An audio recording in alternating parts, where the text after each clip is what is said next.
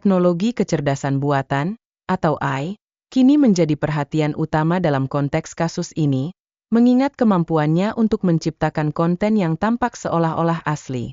Hal ini secara signifikan memengaruhi cara penyelidikan dilakukan oleh pihak kepolisian, yang harus lebih teliti dalam memilah informasi yang muncul.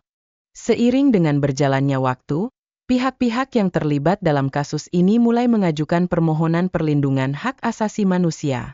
Mereka merasa bahwa diri mereka dikriminalisasi akibat tuduhan yang beredar, sehingga menambah kompleksitas dalam proses hukum yang sedang berlangsung. Proses hukum yang berlangsung kini melibatkan klarifikasi dari semua pihak terkait, termasuk nama-nama seperti Rao Suryo dan Tifa. Dalam hal ini, mereka mempertanyakan keterlibatan mereka dalam isu ini, meskipun tidak hadir dalam konferensi pers yang diadakan sebelumnya. Penyelidikan awal melibatkan pengumpulan berbagai bukti, termasuk rekaman yang dapat membantu menunjukkan keterlibatan pelaku. Proses ini dipandang sangat penting untuk memastikan apakah kebenaran atau kebohongan yang mendasari tuduhan dalam kasus ini.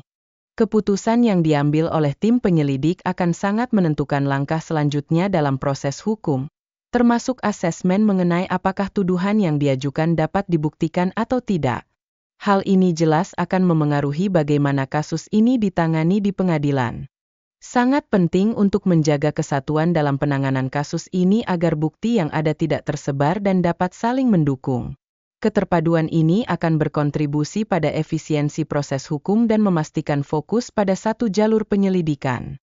Setelah lengsernya Presiden Jokowi, terdapat laporan yang mendorong pengkajian hukum terkait kasus pencemaran nama baik.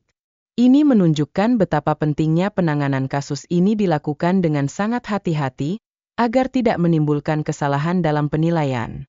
Proses hukum ini juga berhubungan erat dengan delik aduan dan delik umum. Ada kemungkinan untuk menyelesaikan permasalahan ini melalui mekanisme restoratif justice yang diatur oleh kepolisian, yang memberikan pendekatan alternatif dalam penyelesaian konflik. Namun, tidak adanya nama terlapor dalam laporan menjadi tantangan tersendiri dalam penyelidikan. Keadaan ini menuntut pihak kepolisian untuk bekerja lebih keras dalam upaya menemukan pelaku yang bertanggung jawab atas tindakan yang dituduhkan.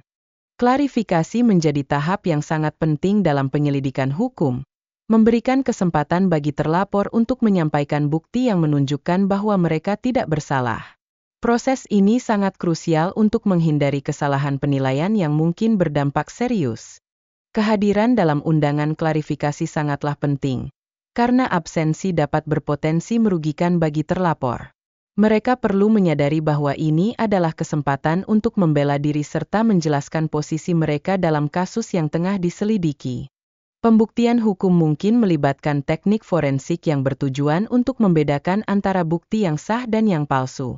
Dalam konteks ini, edukasi masyarakat tentang proses hukum menjadi sangat diperlukan agar semua pihak memiliki pemahaman yang baik dan dapat berpartisipasi secara konstruktif.